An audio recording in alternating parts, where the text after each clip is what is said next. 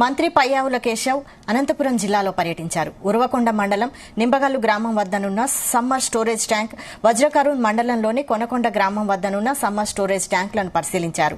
తాగునీటి సమస్య ఎంత తీవ్రంగా ఉందో ఎన్నికల సమయంలో చూశాం. ప్రభుత్వం ఏర్పడిన తర్వాత నెల రోజుల పాటు నియోజకవర్గంలో తాత్కాలికంగా ట్రాక్టర్ల ద్వారా నీటిని సరఫరా చేస్తామన్నారు. ఉరవకొండలో త్రాగునీటి సమస్యను పూర్తి స్థాయిలో పరిష్కారం చూపే దిశగా పనిచేస్తామని మంత్రి పయ్యావుల కేశవ్ తెలిపారు.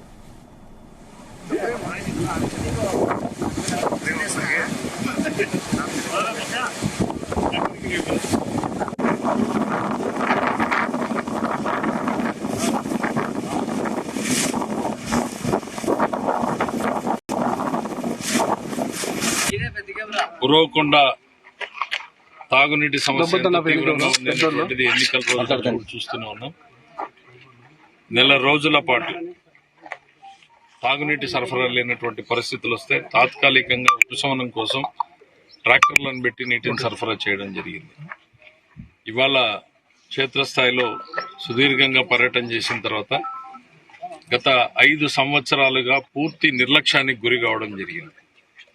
ఉరవకొండలో మనం సేకరించి గత 94 నుంచి మొట్టమొదటిసారి శాసనసభ్యుడైనప్పటి నుంచి కూడా ప్రజల నుంచి వచ్చిన మొత్తాలన్నింటినీ కూడా ఉరవకొండలోనే సేకరించి డిపాజిట్లు పెడితే దాదాపు 5 కోట్ల రూపాయలకు చేరినటువంటి పరిస్థితుల్లో దాన్ని గత ప్రభుత్వం పూర్తిగా వాడుకుంది.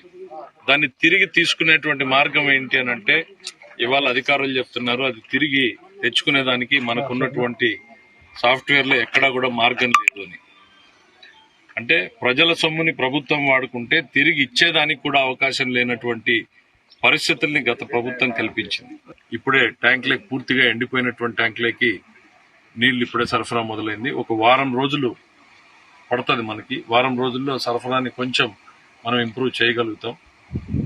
అయితే ఇది పూర్తి స్థాయి పరిష్కారం వారం రోజుల్లో వస్తుందని కాదు, నీటి సరఫరాను మెరుగు చేసేటువంటి పరిస్థితికి వస్తాం.